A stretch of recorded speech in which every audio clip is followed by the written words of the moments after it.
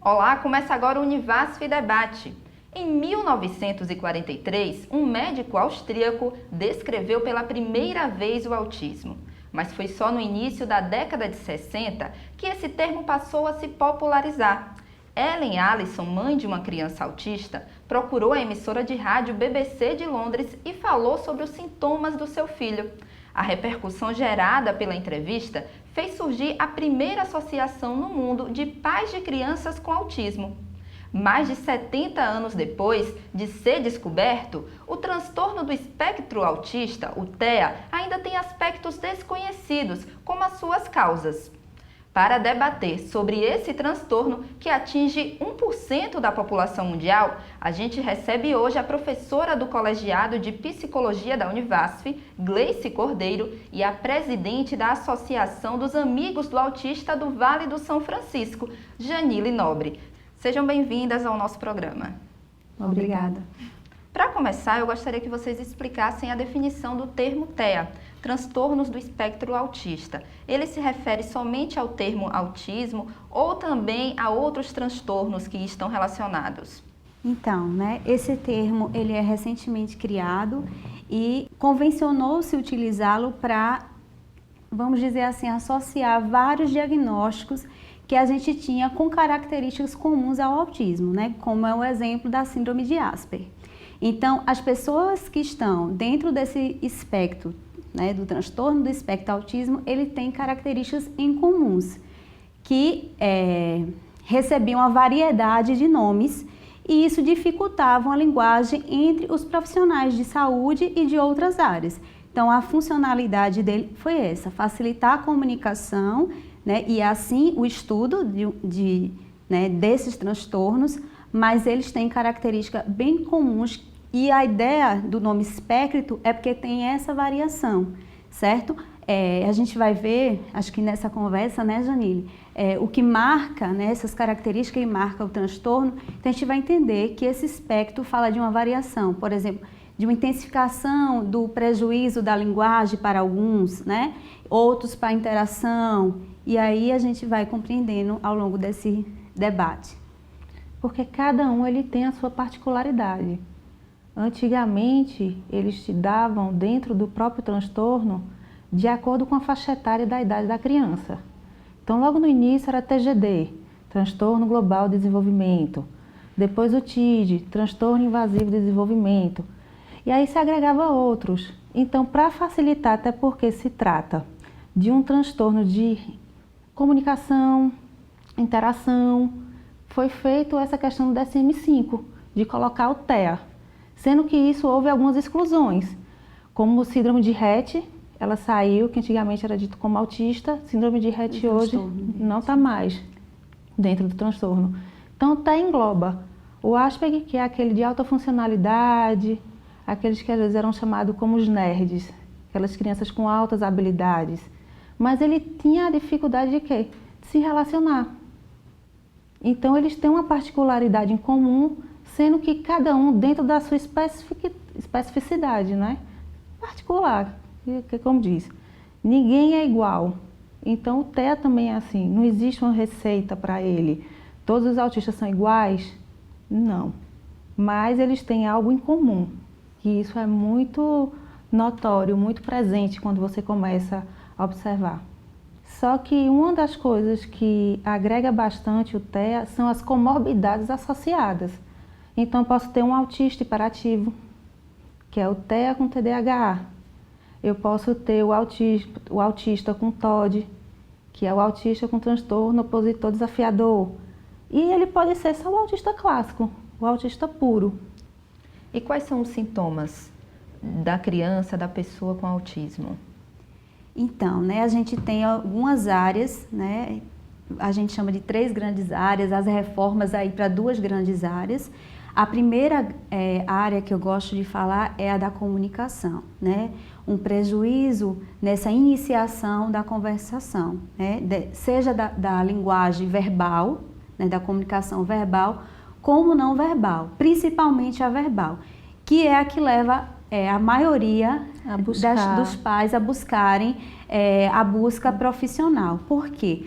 Porque Porque quando chega ali a partir de um ano, 2 meses, a criança ela já deveria ter iniciado algumas palavras, alguns balbucios. E aí essa fala ela vem de uma forma mais atrasada, essa comunicação.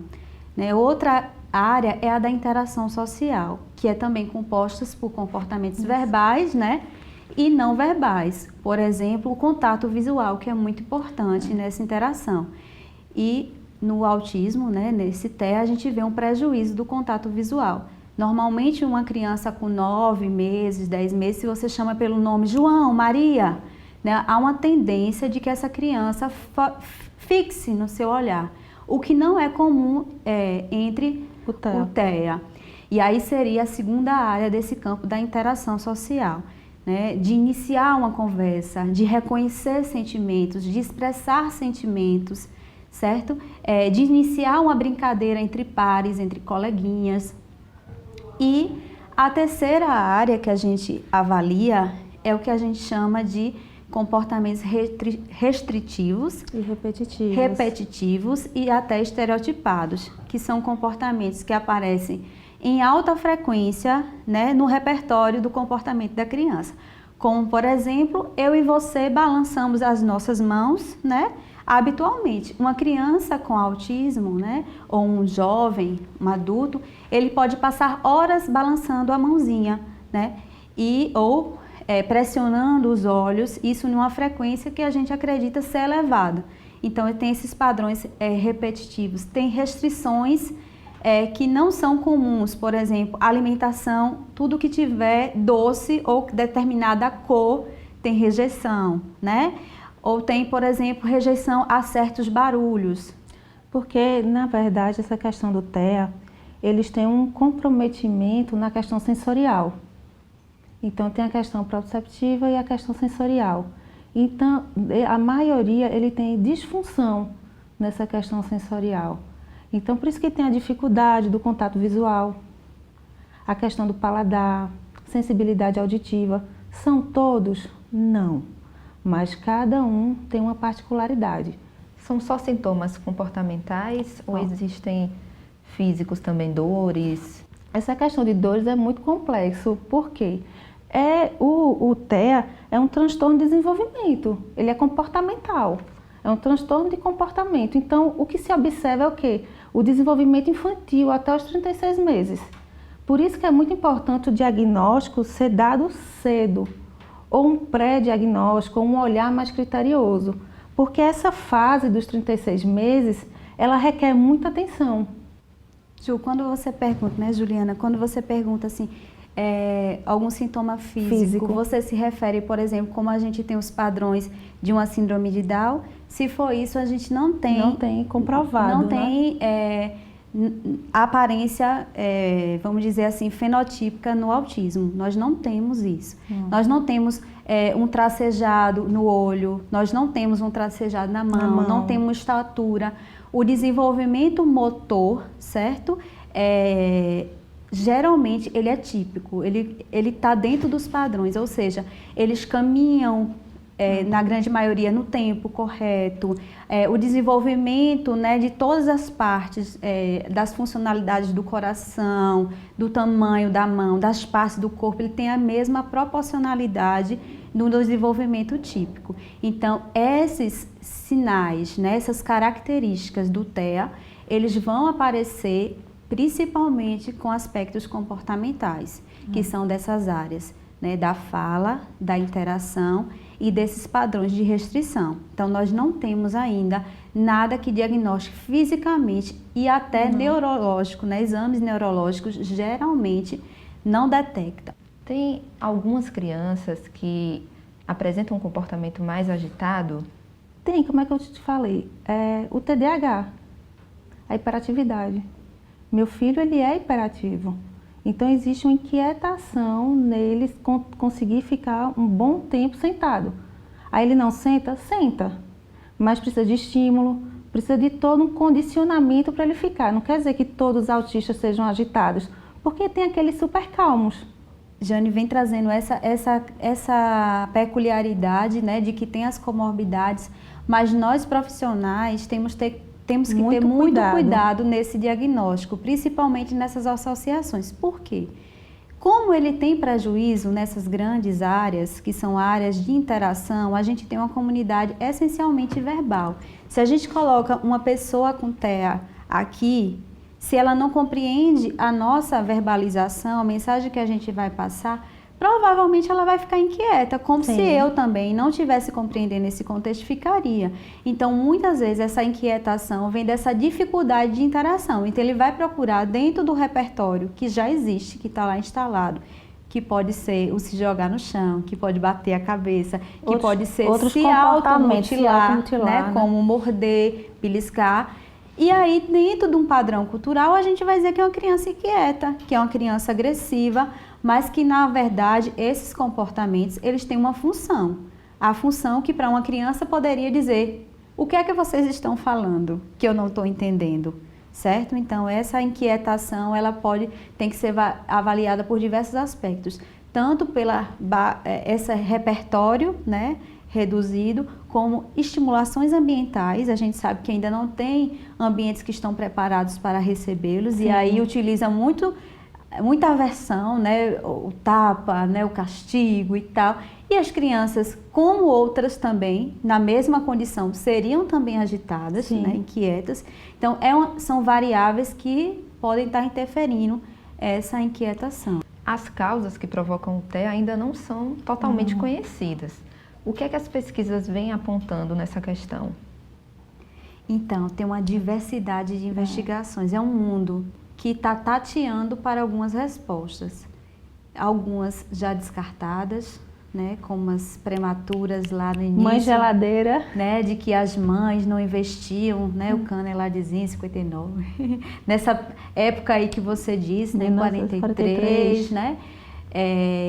E aí a gente a cada dia vai investigando um pouco desse universo. O que a gente sabe atualmente é que provavelmente ela tem uma base genética. Né? Por quê? Porque os estudos mostram de geração que há nessa família, né, algum outro caso presente e que uma mãe de um filho autista, ela pode ter, ela tem uma probabilidade, né, de 20% de ter até 20% de ter outro filho autista. Então, assim, a base genética parece estar aí nos dando uma direção. Tá bem focado nessa questão, está conseguindo alguns ganhos.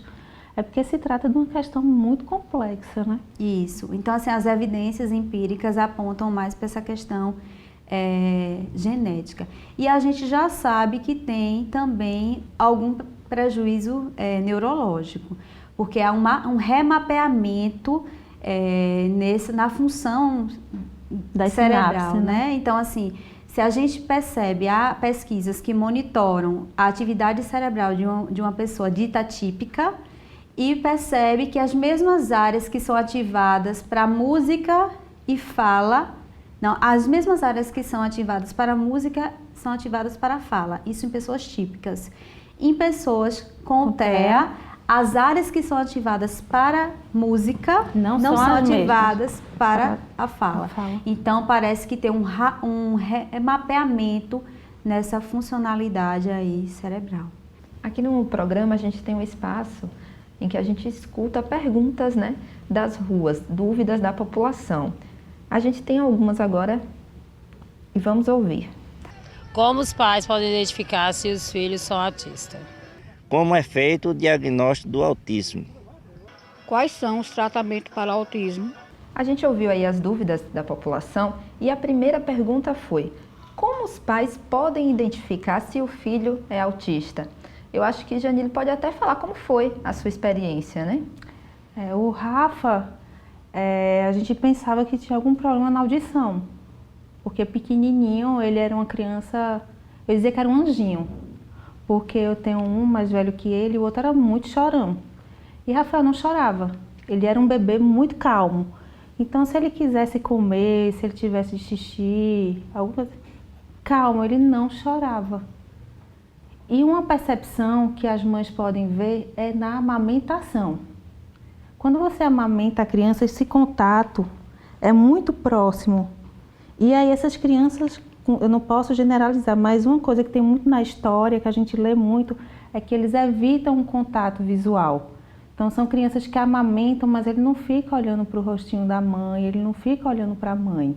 É uma das coisas que nos Estados Unidos eles fazem muito essa observação a partir dos 6 meses. Como é a amamentação? Como a criança está se portando durante esse contato físico? Tem a questão do brincar. Então eu chamava o Rafa, ele vinha, dava um beijo, eu aceitava, mas na hora que eu sentava ele para brincar com outra criança, ele não ia. Ele evitava, né? E a fala.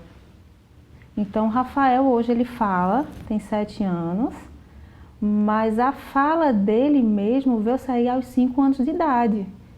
E isso ele está com na fono desde os de 1 ano e 10 meses. Eu vim ter o diagnóstico do Rafa com 2 anos. Eu já suspeitava pelo comportamento dele, pelo chegar a falar ele não olhar, por pegar o carrinho e rodar a roda. Tem outras crianças que pegam panela, fica girando a panela. A questão da função do brinquedo. Seriando os brinquedos, né?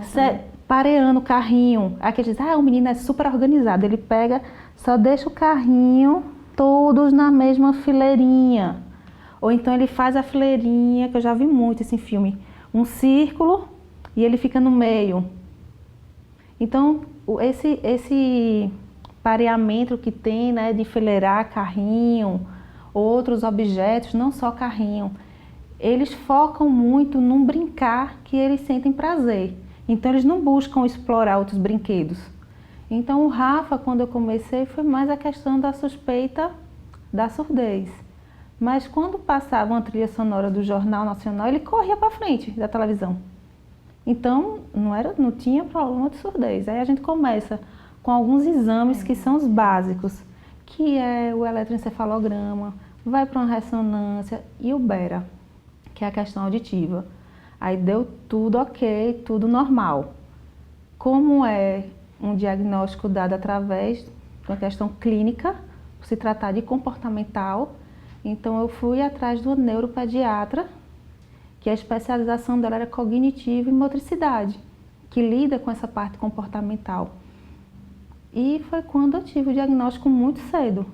Mas eu gostaria de salientar uma peculiaridade que tem no autismo. A gente tem um grupo, né, significativo de crianças que desenvolvem tipicamente até 1 ano e meio. Então, ela... É o regressivo, exatamente. Né? Que tem todos esses comportamentos de imitação, que geralmente é um prejuízo. O que é a imitação? A gente pede para a criança desde os 6, 7 meses, faça o bichinho, abre a boca, né? E aponte. E aí a criança aprende, né? Ela responde imitando. E nos que conseguem ser investigados de forma bem, vamos dizer assim, inicial, isso já nos dá uma luz e dá para estimular bem de forma precoce. Mas tem um grupo que eles desenvolvem tipicamente até 1 ano e meio. Então, eles falam as primeiras palavras, eles imitam, eles identificam pessoas, eles identificam partes do corpo e a partir de 1 ano e meio, que aí tem um aceleramento do comportamento verbal, essas crianças, então, que a gente chamaria de regressão da fala, da imitação e da interação. Esse público também precisa ser observado. A segunda pergunta é: como é feito o diagnóstico do autismo? E aí eu acrescento, há uma idade ideal para esse diagnóstico? Porque, como você falou, pode ser que a criança desenvolva tipicamente até 1 ano e meio, né? Sim. Então, o que eu posso dizer é que, na realidade brasileira, infelizmente, esse diagnóstico se fecha, ou pelo menos se tem clareza aos 3 anos. É uma idade já avançada. Melhorou, né? Melhorou. Mas 5 anos. Era. Melhorou muito. Isso. Por quê? Porque aos 3 anos está nítido, se a criança não falou, né, ela tem algum prejuízo, precisa ser estimulado. Essa observação, ela precisa ser constante e o diagnóstico, como psicóloga, eu compreendo que deva ser multidisciplinar. Então, ele deve contar com o apoio de vários profissionais, com o olhar de vários profissionais, né? A psicologia, a fonoaudiologia, a terapia ocupacional, né? A área da educação nos ajuda muito, né? a psicopedagoga, os professores de sala de aula, os pais também colaboram, mas geralmente quem fecha esse diagnóstico, inclusive por questões, né, protocolares, a gente tem o CID, e esse CID geralmente é fechado pelo médico, um profissional médico, que é o neurologista. E aí ela fala, né, dessa questão da especialidade para a criança, porque o autismo, o TEA, é um transtorno, né, da primeira infância. Então ele tem que, para ser autista, de fato, ele tem que aparecer na primeira infância. Se você perceber essas características lá para os 15 anos, é outra coisa.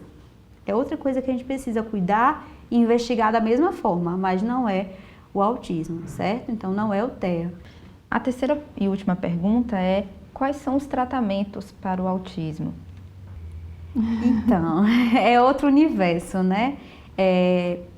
Dentro do universo que eu trabalho, né, de literatura, eu defendo o ABA, né, que é da análise do comportamento aplicada, que diz, né, nessas literaturas que eu visito, que é um dos mais eficazes. Tem o Teacher, tem o Soraise, né? T-Specs, Sunrise, Flortime.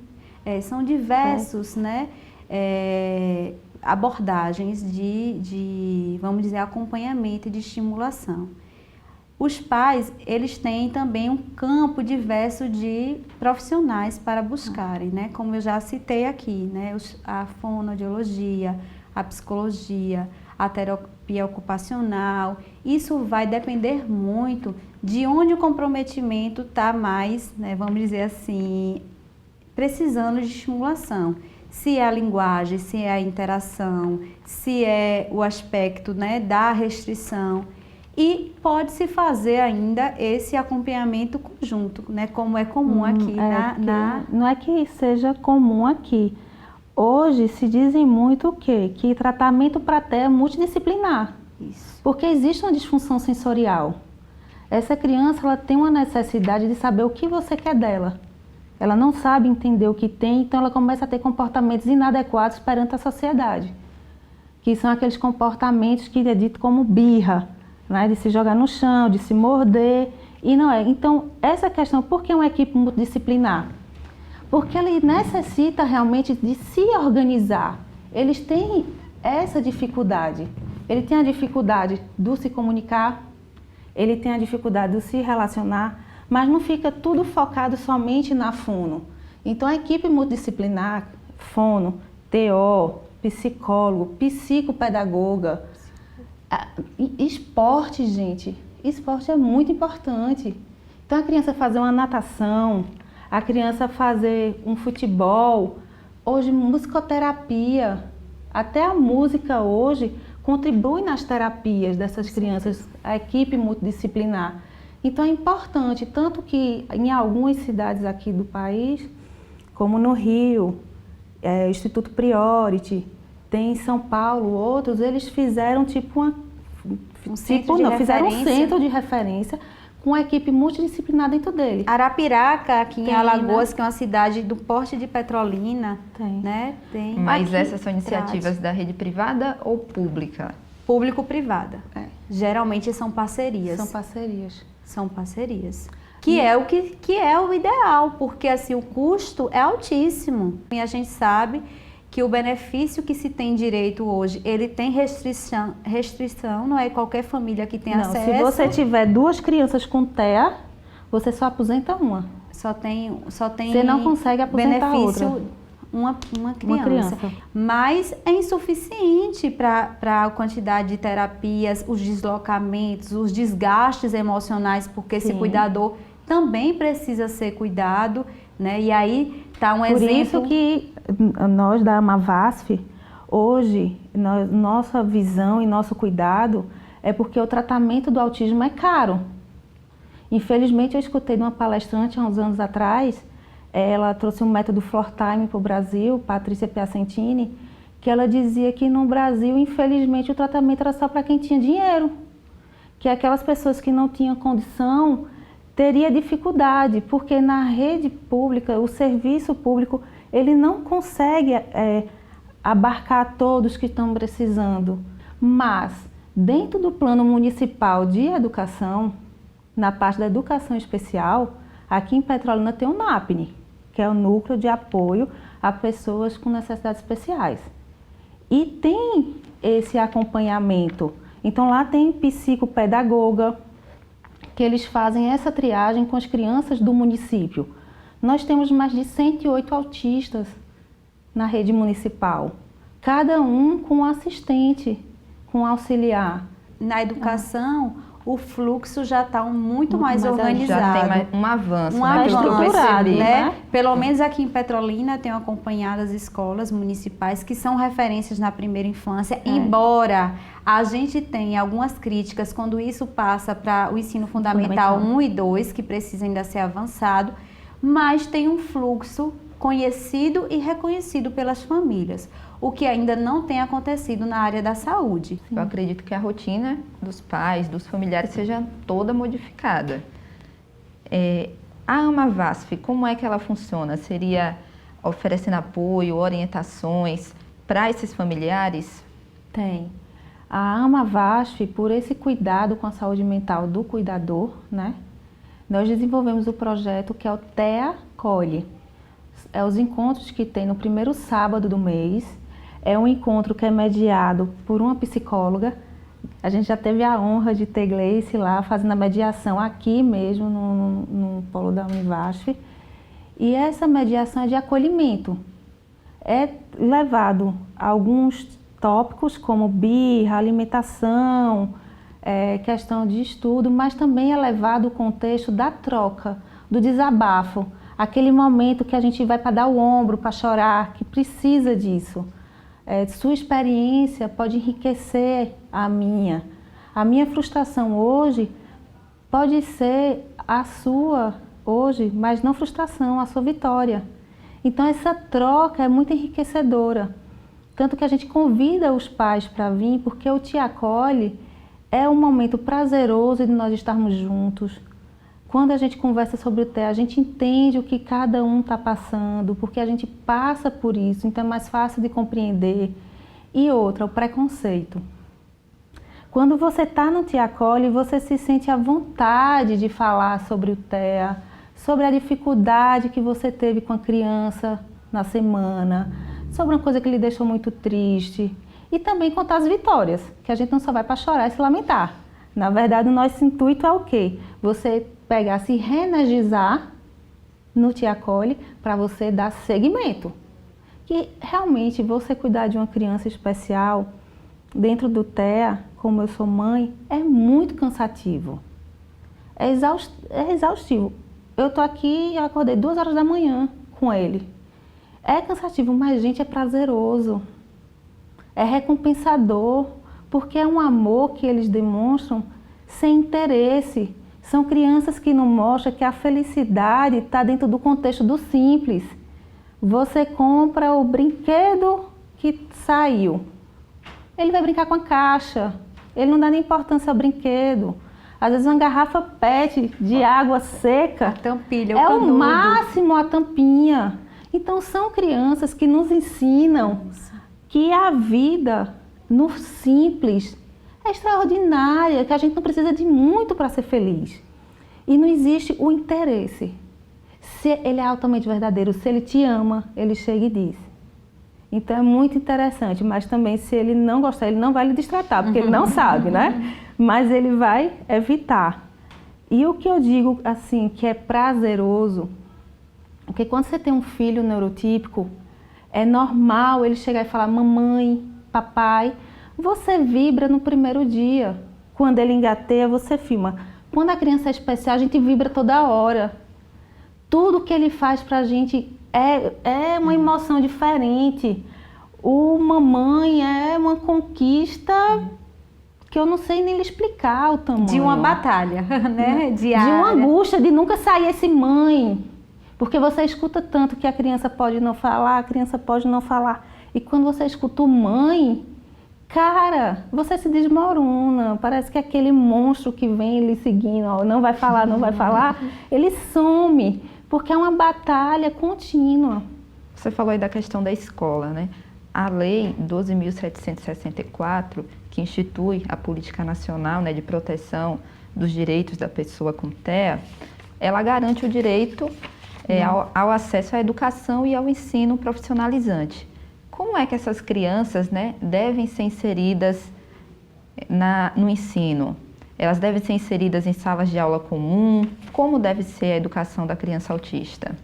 Eu sou uma mãe de bandeira inclusiva, então eu sou muito suspeita para falar, porque toda criança autista, na minha concepção, ela tem que estar dentro de uma sala regular. Por quê? Porque a criança autista, ela aprende com imitação, reproduzindo o que eu vejo, por isso o estímulo. Eu estando dentro de um contexto de uma sala que tem várias crianças neurotípicas, eu vou me espelhar num comportamento adequado para a sociedade. Então, eu sou uma mãe inclusiva e a criança ela tem que estar na sala regular, sim. Essa lei foi feita, só que em alguns locais não está sendo executado como deveria ser.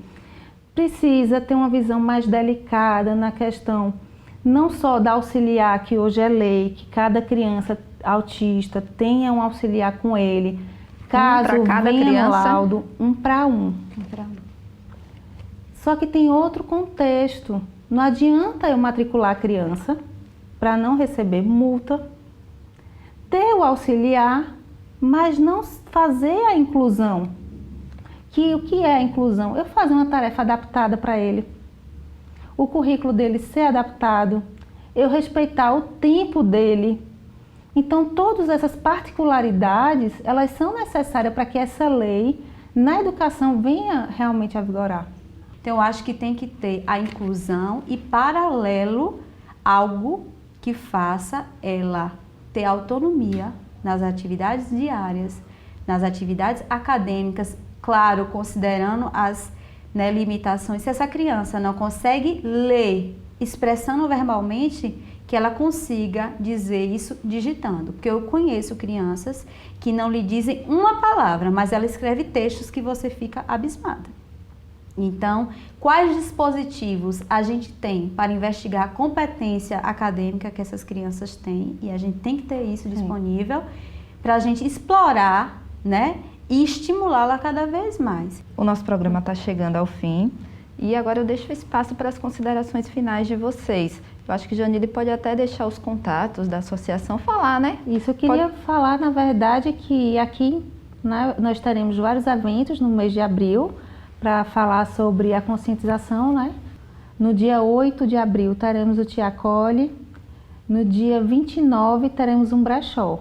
Então, no mês de abril, nós estaremos fazendo alguns movimentos para a conscientização mundial do autismo. Então, queremos lhe ver lá, Juliana, Gleice. E o contato da associação pode ligar para o 879-8813-7993 e nós temos páginas na internet. Então, é só entrar no Google, botar AmaVasf, que lá vai aparecer os telefones de contato e quem quiser nos ajudar na causa, lá tem a conta bancária para contribuir conosco na associação. Será muito bem-vindo. Então, eu queria agradecer o convite, né, de estar aqui, de estar podendo contribuir com esse pouco que eu sei nesse universo, né, do TEA. E dizer que já pesquiso na área, né? Meu trabalho de graduação foi nessa área, meu mestrado também tem sido nessa área. E dizer que estou sempre disponível, tanto para a associação, eles já sabem, né? Quanto para a rede e para a universidade também. Muito obrigada. Muito obrigada. Obrigada a vocês pela participação aqui no nosso programa. Obrigada a você também que nos acompanhou. E se você quiser sugerir algum tema para ser debatido aqui no nosso estúdio, é só enviar a sugestão para contato.rtvcatinga@univasf.edu.br. Um grande abraço e até o próximo programa.